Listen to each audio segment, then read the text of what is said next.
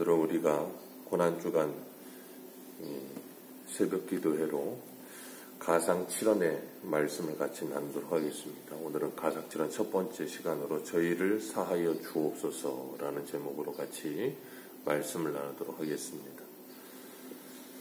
우리가 고난주간 예수님의 십자가에서의 7문장의 말씀, 가상 7원이라고 하죠.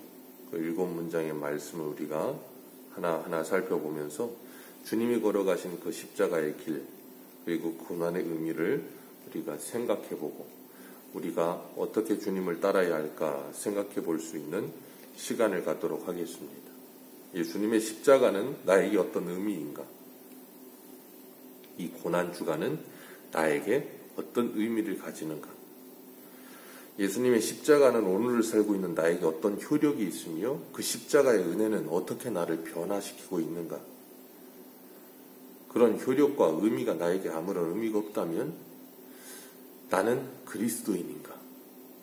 그리고 이 고난주간이 나에게 아무런 의미가 없다면 부활절 또한 나에게 아무런 의미가 없을 텐데 그럼 나에게 의미가 있는 건 무엇인가? 우리들이 한번 우리들의 신앙을 점검해 보아야 할 것입니다.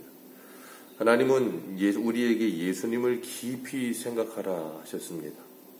그 예수님을 바라보며 예수님을 깊이 생각하면서 우리들이 우리의 본대신 그리고 우리를 앞서서 행하신 그 예수님을 바라보며 우리가 통과해야 할 십자가의 길이 무엇인가, 우리가 걸어가야 할 길이 무엇인가를 분명히 알라 그렇게 말씀하세요. 하나님은 갈라디아서 5장 25절에 24절에 그리스도 예수의 사람들은 육체와 함께 그 정욕과 탐심을 십자가에 못 박았느니라 하셨습니다. 그리스도 예수의 사람, 그리스도인은 정욕과 탐심을 십자가에 못 박은 사람들이 그리스도인들입니다. 그리스도인은 십자가에 우리의 육체와 함께 우리의 정욕과 탐심이 못 박혀 죽어 있는 자, 그가 그리스도인이다라고 주님 말씀하세요. 죽어야 부활합니다. 죽지 않으면 부활은 없습니다. 예수님은 우리의 앞서서 행하시며 우리에게 따라오라 하십니다. 그리고 따라오되 자기를 부인하고 자기 십자가를 지고 나를 따를 것이니라 라고 말씀하셨어요. 예수님께서 그 십자가에 달리셔서 첫 번째 하셨던 말씀이 아버지여 저희를 사하여 주옵소서이십니다. 십자가 위에서 고통을 당하시면서도 자기를 공격하고 침뱉고 마침내 자기를 십자가에 못 박고 있는 그 사람들을 용서해 달라고 하나님께 기도하고 있어요. 예수님께서 예루살렘에 입성하실 때 호산나 다윗의 자손이여 하며 종려가지를 흔들고 예수님을 환영하던 그 사람들이 예수님을 십자가에 못 박습니다. 그렇게 자신을 배신하고 배반하는 원수와 같은 그들을 예수님은 십자가에서 저주하거나 그들을 욕하지 않으시고 저희를 용서해달라고 기도하세요. 십자가의 형벌은 당시 로마 제국 안에서 가장 극형에 처하는 사람들을 십자가에 달았습니다. 이 단두대에서 한순간에 처형을 한다던가 그런 게 아니라 십자가에 달아놓고 사람을 서서히 고통스럽고 괴롭게 죽였어요. 가장 악질적인 죄수에게만 십자가 처형을 했습니다. 예수님은 십자가에서 가장 먼저 하나님 아버지라고 아버지의 이름을 부르고 계세요. 내가 가장 고통스러운 순간, 내가 인생 가운데서 가장 괴로운 순간, 그 마지막 순간에 아무것도 나에게 남아있지 않은 그 순간에 예수님은 하나님이 계셨습니다. 우리도 우리의 인생 속에서 고통과 괴로움의 순간을 통과할 때 어느 누구도 나에게 도움이 되지 않고 위로가 되지 않을 때 우리가 불러야 될 분은 오직 한 분, 하나님이라는 걸 기억해야 합니다. 예수님은 자신을 십자가에 못 박게 한 죄인들을 용서해달라고 하나님께 기도하면서 하나님께 간구하시는데 예수님의 십자가에 못 박은 사람들은 크게 세 부류의 사람이 있습니다. 첫 번째 사람들은 공격적인 성향을 띠는 죄인들이죠. 누가복음 23장 10절 말씀에 보면 우리 10절 같이 한번 읽겠습니다. 시작. 대제사장들과 서기관들이 서서 힘써 고발하더라. 예수님을 십자가에 못 박은 첫 번째 유형의 사람들이에요. 대제사장과 서기관들. 예수님을 적극적으로 죽이려고 앞장서서 예수님을 십자가에 달았던 사람들, 종교 지도자들이죠. 당시의 기득권자들이고 자신의 기득권에 예수님이 도전하고 자신들의 기득권을 흔들어 놓은 예수님을 정적으로 여기면서 죽여야만 자신들의 그 기득권이 지켜진다라고 생각하던 사람들. 그래서 예수님을 어떻게든 죽이려고 했죠. 그리고 두 번째는 부안해동하던 무리들입니다. 예수님이 입성하실 때는 호산나 다윗의 자손이여 우리를 구원하소서 하고 외치던 사람들이 예수님이 자신들의 소원을 들어주시는 분이 아니라 오히려 잡히셨다는 소식을 듣고 나서, 그리고 종교 지도자들이 그들을 선동하니까 곧바로 자신들의 입장을 바꿔서 예수님을 십자가에 못 박으라고 소리칩니다. 세 번째는 진리를 알면서도 진리를 외면하는 사람이지요. 그 대표적인 사람이 바로 빌라도입니다. 로마의 총독이었습니다. 법에 대하여 굉장히 능통한 사람입니다. 빌라도는 누가복음 23장 14절에 보면, 우리 같이 한번 14절 읽습니다. 시작. 이르되 너희가 이 사람이 백성을 미혹하는 자라 하여 내게 끌고 왔도다. 보라, 내가 너희 앞에서 신문하였으되 너희가 고발하는 일에 대하여 이 사람에게서 죄를 찾지 못하였도다. 아멘. 빌라도는 예수님에게 죄가 없다라고 이야기합니다. 그리고 15절에도 보면 보라, 그 행한 일엔 죽일 일이 없다라고 이야기하고, 23절에도 보면 큰 소리로 재촉하여 22절에 보면 세 번째 말하되 이 사람은 무슨 악한 일을 하였느냐, 나는 그에게 죽일 죄를 찾지 못하였나니 때려서 놓으리라 하면서 세 번이나 예수님이 죄가 없다라고 이야기를 해요. 빌라도는 예수님이 죄가 없다는 걸 알았고, 그리고 예수님이 진리에 대해서 말씀하신다는 걸 알고 진리가 무엇이냐라고 질문도 하고, 자신의 아내 또한 예수님을 상관하지 말라고 그렇게까지 조언을 해서 알고 있던 사람이었어요.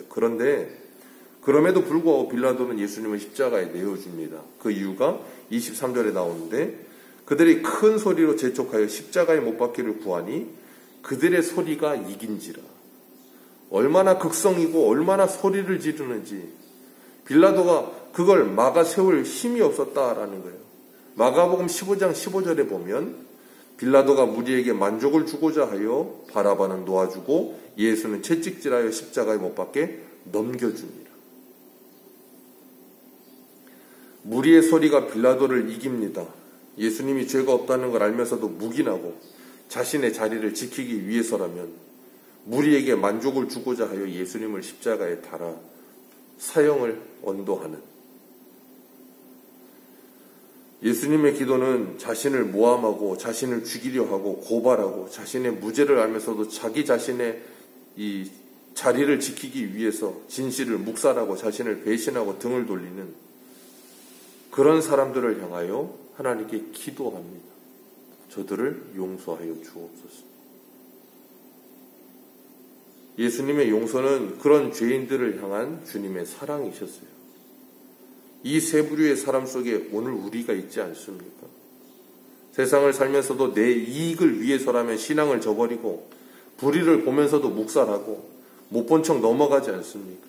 나의 이익을 위해서라면 다른 사람을 배신하고, 나를 가로막는 사람들이 있다면 내 기득권을 지키기 위해서라도 그를 정적으로 생각하고 그를 제거하고 싶은 마음, 오늘날 우리에게는 없습니까? 나에게 조금만 싫은 소리를 해도 그 사람이 사라졌으면 좋겠다는 마음을 갖고 다른 사람을 밀어내고 싶은, 우리가 바로 예수님을 십자가에 못 박은 바로 그 사람들이에요. 그런데도 예수님은 그런 우리를 용서해달라고 기도하고 계세요. 그런 예수님 앞에 우리는 아무런 할 말이 없는 겁니다. 예수님께서 우리에게 보여주신 사랑과 용서가 얼마나 큰지를 알게 되면 그 사랑 앞에, 그 용서 앞에 우리가 드릴 건 아무것도 없어요. 우리는 그 은혜를 받을 뿐입니다. 예수님이 나를 위하여 대신 십자가에 고통당하여 죽으셨습니다. 나의 이 공격적인 성향 때문에, 나의 이 고쳐지지 않는 성격과 고집스러움 때문에, 하나님 앞에서 감히 입 밖에 낼 수 없는 험악한 말들을 내뱉는 나의 이 입술 때문에 다른 사람들을 무시하고 멸시하는 나의 눈빛과 부정과 악한 일을 행하는 나의 손과 발 때문에 예수님은 십자가에 죽으셨습니다. 그리고 그 예수님은 그 십자가에서 그런 나의 죄를 사하여 달라고 하나님께 기도하십니다. 그 용서와 사랑을 받은 사람은 앞서서 행하신 예수님을 깊이 생각해야 합니다. 그리고 그 예수님을 뒤따라가면서 나를 향하여 배신하고 나를 정적으로 생각하며 공격하고 나의 진심을 알면서도 자신의 이익을 위해서 내게 등을 돌리는 그 사람들을 원수같이 여기는 것이 아니라 그들을 용서하여 달라고 기도할 수 있는 믿음이 시작되어야 합니다. 스데반 집사는 자신을 죽이려고 돌을 던지는 사람들을 향하여 하나님께 기도하기를 주여 이 죄를 그들에게 돌리지 마옵소서 이 말을 하고 자니라.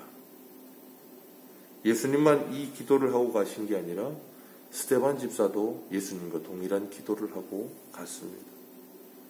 스데반 집사님이 어떻게 그런 기도를 할 수 있습니까? 자신을 용서하시고 사랑해 주신 그리고 자신을 위해 십자가에서 기도하신 그 예수님을 만났기 때문이에요. 하나님께서 오늘도 나를 위해서 기도하십니다. 아버지여 저희를 사하여 주옵소서. 자기의 하는 것을 알지 못하나이다. 이 기도가 우리의 기도가 되기를, 그리고 오늘 하루도 용서하며 살아갈 수 있는 하나님의 사람들 되시기를 정말 주님의 이름으로 축복합니다. 우리가 그런 마음 가질 때 있어요. 나는 죽어도 용서 못해. 죽어도 용서 못할 사람이 없습니다. 우리가 예수님을 깊이 생각한다면, 내가 받은 용서가 무엇인지 안다면, 그 용서를 흘려보내는, 주님의 사랑을 흘려보내는 복된 고난주간 되시기를 주님의 이름으로 축복합니다. 기도하겠습니다.